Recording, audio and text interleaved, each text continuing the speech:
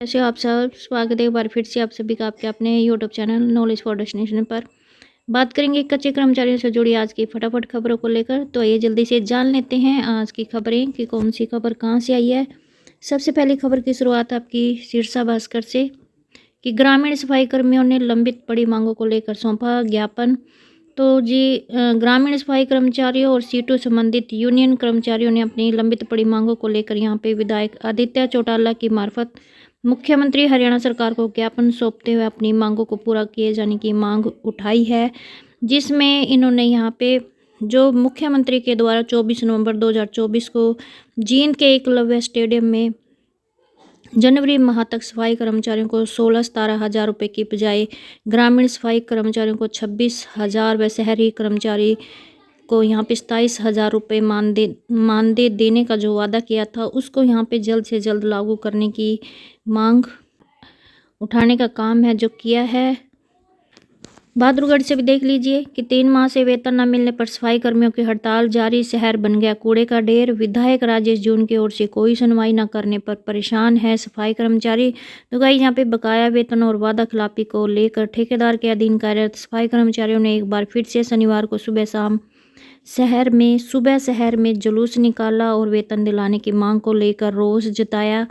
कर्मचारियों ने नगर परिषद अधिकारियों व ठेकेदार के खिलाफ जमकर नारेबाजी भी की है और कर्मचारियों ने चेताया कि अब हड़ताल तब तक समाप्त नहीं होगी जब तक उन्हें 3-4 माह का बकाया वेतन नहीं मिल जाता। और वहीं पर सफाई कर्मचारियों की हड़ताल के कारण शहर जो कूड़े का ढेर बन गया है। शनिवार सुबह सफाई कर्मचारियों ने उल्टा झाड़ू लेकर रोष जुलूस निकाला, तो भी सरकार पर सफाई कर्मचारियों की अनदेखी करने पर रोष जताया गया है।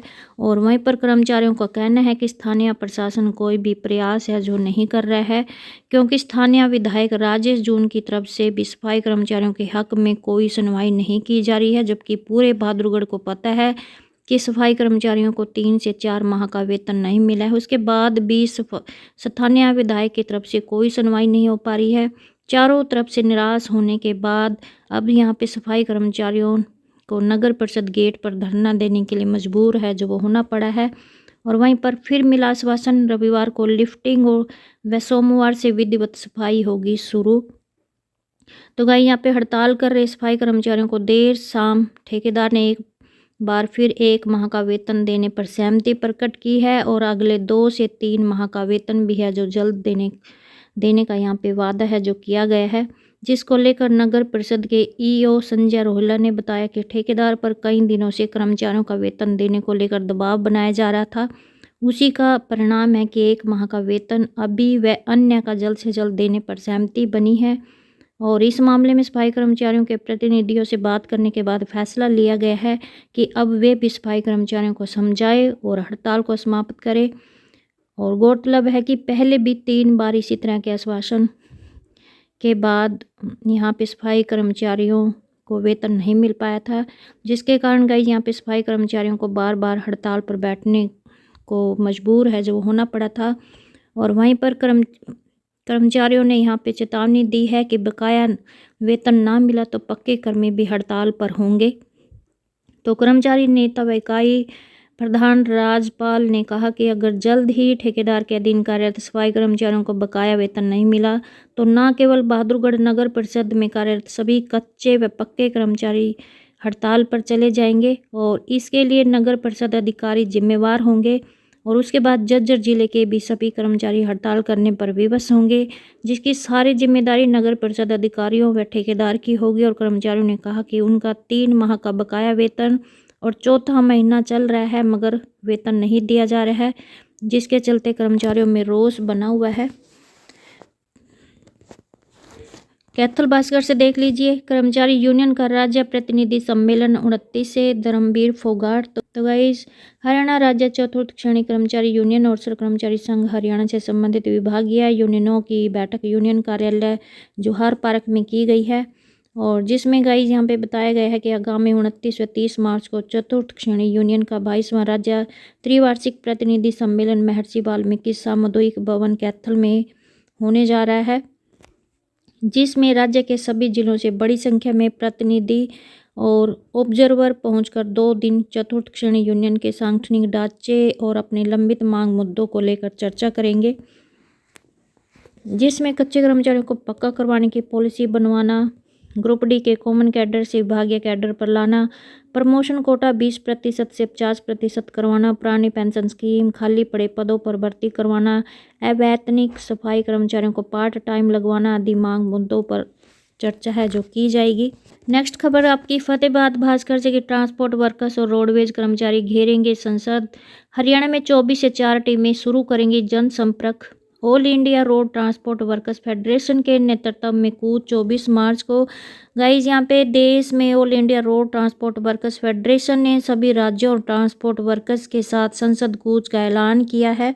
24 मार्च 2025 को दिल्ली के जंतर मंतर से यह कूच होगा और नए रोड सेफ्टी बिल और रोडवेज विभाग में नई परमिट पॉलिसी को रद्द करने सहित कई अहम मांगों पर समझौता होने के बावजूद भी उन्हें लागू नहीं करने के विरोध में इस संसद कूच का ऐलान है जो किया गया है।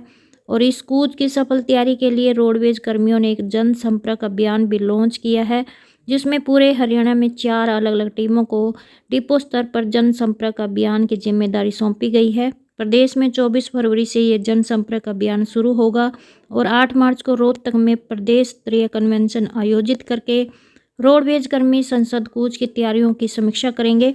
हरियाणा में संसद कूच की तैयारियों को लेकर all India road transport workers federation से जुड़ी हरियाणा रोडवेज वर्कर्स यूनियन संबंधित सर्व कर्मचारी संघ जनसंपर्क अभियान की जिम्मेदारी संभालेगी। और जनसंपर्क के लिए 4 टीमों के लिए ये शेड्यूल रहेगा कि पहली टीम 24 फरवरी से 15 मार्च तक रोहतक, दादरी, नौनौल, झज्जर, रेवाड़ी, हिसार और भिवानी जिलों में संपर्क अभियान चलाएंगी। दूसरी टीम 25 फरवरी से 10 मार्च तक फरीदाबाद एवं पलवल, गुरुग्राम एवं HREC, दिल्ली और सोनीपत में जनसंपर्क करेंगी। और तीसरी टीम 25 फरवरी से 13 मार्च तक फतेहाबाद, जींद, कैथल, अम्बाला, पानीपत व सिरसा में जनसंपर्क चलाएंगी। और चौथी टीम है जो 25 फरवरी से 13 मार्च तक कुरुक्षेत्र, चंडीगढ़ कोर सेक्शन, यमुनानगर, पंचकूला, करनाल से जनसंपर्क करेंगी। और वहीं पर गाइज यहाँ पे इनका कहना है कि सरकार सुन नहीं रही है, इसलिए कुछ तो गाइज यहाँ पे नए रोड सेफ्टी बिल और नई परमिट पॉलिसी के मुद्दे ऐसे हैं जिसमें रोडवेज विभाग या सरकारी चालक ही नहीं बल्कि आमजन का भी सड़क पर वाहन चलाना है जो काफ़ी मुश्किल हो जाएगा। नए प्रावधान इतने कड़े हैं कि छोटी सी भी चूक या फिर ऐसी गलती जिसका जिम्मेदार शायद चालक ना भी हो तो भी उसके लिए 10 साल तक की कैद की सज़ा जैसा प्रावधान है। और परमिट पॉलिसी ऐसी है कि आम वेंडर परमिट नहीं ले सकेगा और वह कारोबार पूंजीपतियों के हाथों में सिमट कर रह जाएगा।